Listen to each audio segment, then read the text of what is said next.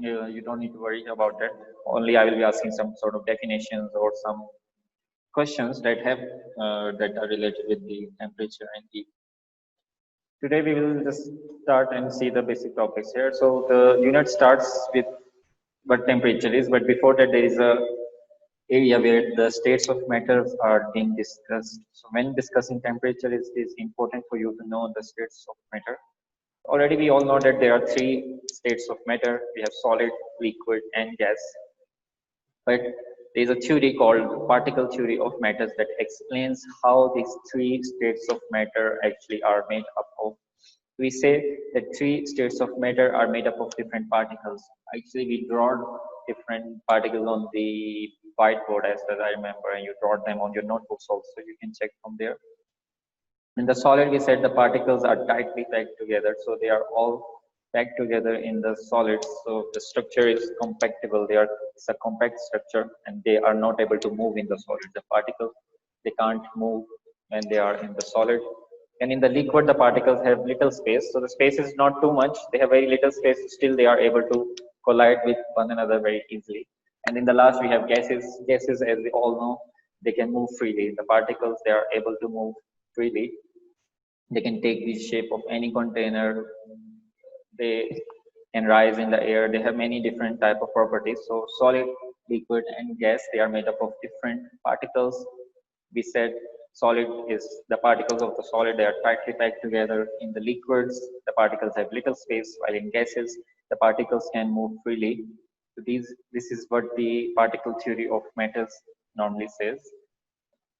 Then we can move towards the temperature actually. Why we discuss the particles, its relation is with the temperature, because when there is increase in temperature, the movement of the particles of the states of matter also increases. And eventually when there is decrease in temperature, the movement also decreases. So that is why when we heat, for example, when we heat the ice, it is converted into liquid and then it is converted into gas because the heat energy is increased. But in opposite, when we give when we cool down the water, it is converted into solid because there is decrease in temperature and the are particles they come close to one another and they form the solid. Definition of the temperature. Temperature can be defined as hotness and coldness of a body. So this is the simplest way you can define the temperature. It is the hotness and coldness of the body.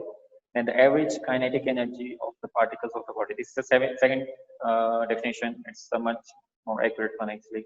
The average kinetic energy of particles of the body. What is kinetic energy? Kinetic energy is the movement of body actually. The energy that causes the movement of the body or energy produced when a body moves is known as kinetic energy. Kinetic energy plays a very important role in our atmosphere. So the kinetic energy, the amount of kinetic energy a body has actually defines its temperature. So if you have more kinetic energy, your particles will be moving more faster and your temperature will be more, it will rise up. If the kinetic energy is low, eventually the temperature will be also lower. A body having particles with small kinetic energy has low temperature. So that's what I am trying to say. The movement of the body is the particles are able moving faster, the kinetic energy is more, it means the temperature is also more. If the particles are slow, it means the kinetic energy is also slow and eventually the temperature of the body is also slow. So temperature is the hotness or and coldness of a body and the average kinetic energy of the particles. The temperature is also an intensive property. What does intensive property means? You need to check. Intensive property is a property of a body that does not depend on the other properties of a body. So it means it does not depend on size of the body, amount of or type of the particles of the body. The temperature does not depend on these things, and any property that does not depend on the size or amount or type of the body is known as intensive property of the body. Temperature does not depend on it. It just can rise, it can fall, it depends on the body. Then in contrast, mass and volume and heat are extensive properties, which means they depend on the size, type, and amount of the body. So these properties are the one that depend on the size, type of amount of the body. So if the size of the body is big, it will have more volume, it will have more mass, and heat will be also more. If the size of the body is small, for example, then it will have less of these properties eventually. So we got Sidra now. Like I said, temperature is known as intensive property of a body, while these are the extensive properties of the body. Intensive properties are the one that does not depend on the type of the body or the amount of the body. The temperature is the intensive property of a body. How we can measure the temperature is the main question. We all know that yes, we use thermometer to measure the temperature. To measure the temperature of body accurately, we need a special instrument called thermometer.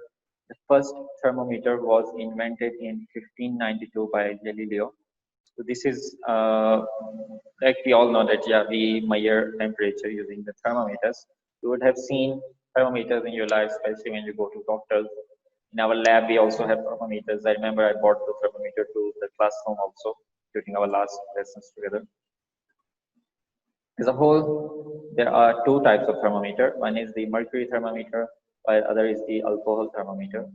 The mercury thermometer, it contains mercury and it is used in clinical and laboratory studies. So mainly the one that has the silver color actually inside is the mercury thermometers, and the one that has the red color mainly used one is the alcohol thermometer. It is used to measure low temperature, of course not too much low temperatures. According to your book, is between 80 and 150 something centigrades. So there are two types of thermometers. One is known as the mercury thermometer, one is known as the alcohol thermometer.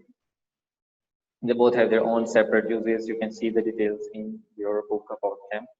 One is used for clinical studies and labs, other is used for normal measuring the lower temperatures as mentioned. Now we have three different type of scales, temperature scales. I think you should be already familiar with these scales. The first one is the Celsius scale.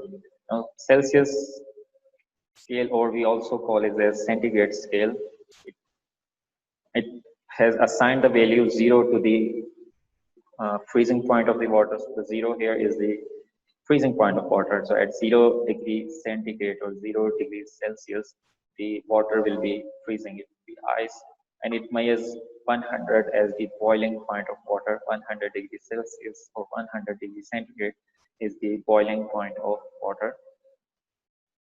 By dividing the space between two fixed points into 100 equal parts, a Celsius scale is obtained. Each division or unit is called degree. So each of these, when it's 0 degree, 2 degree, 3 degrees Celsius, we say it actually in case of centigrade scale. It's the most commonly used scale. And the second one is Fahrenheit scale, where the 32 is taken as the boiling, the freezing point of water. So 32 is the freezing point of water, by 212 is the boiling point of water in the Fahrenheit scale. So yes, the Fahrenheit scale is divided into between two fixed points into 180 equal parts. So here they have 100 equal parts, while here they have 180 different equal parts of Fahrenheit scale. The last one, and I think this one is used in labs, actually in higher labs where some important experiments are being done. We use the Kelvin scale.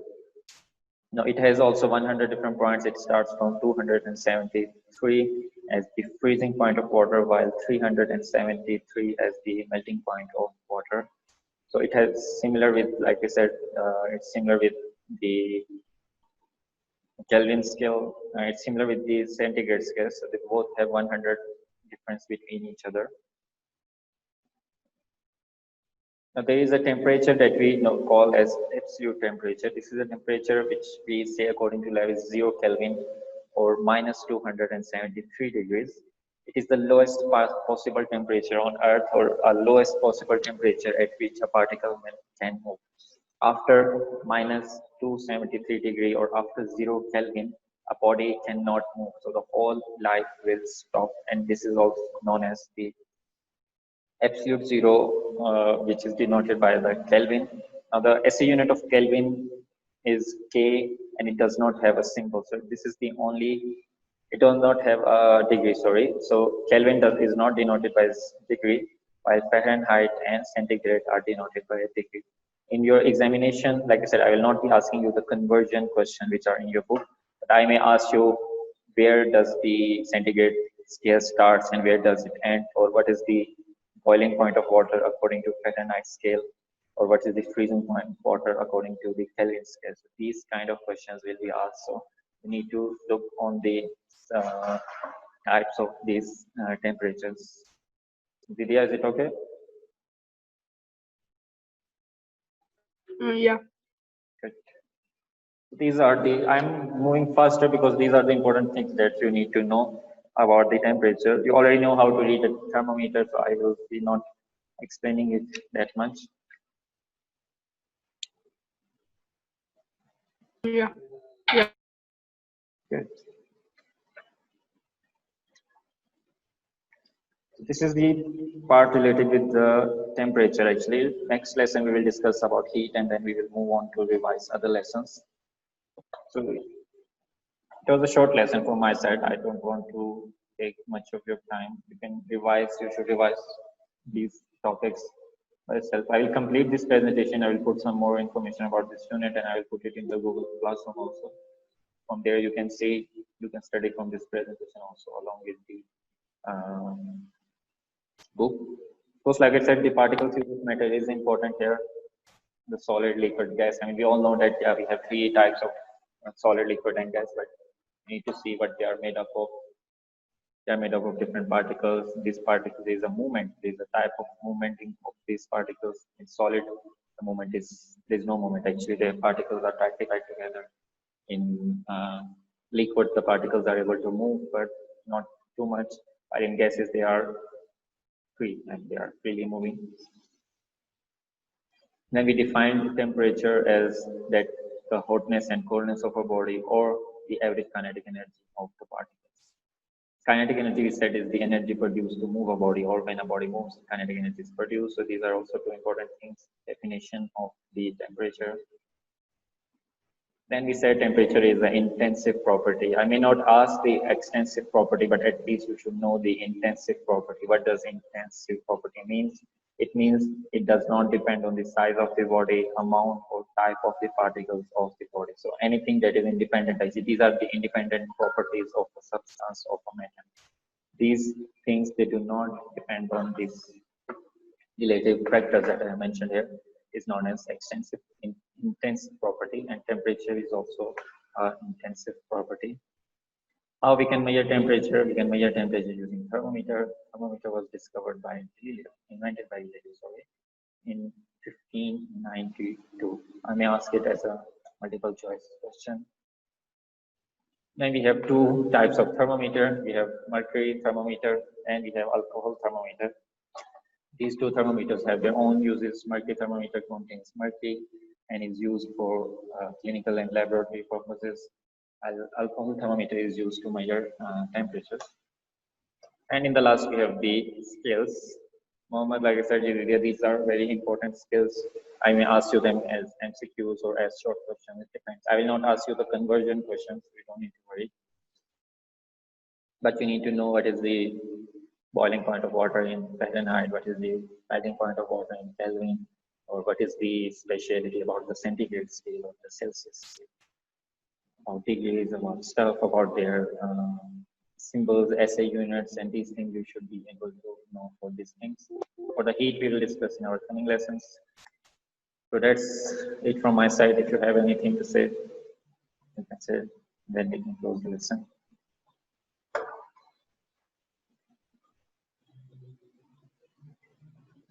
Vidya, Mohammed, anything?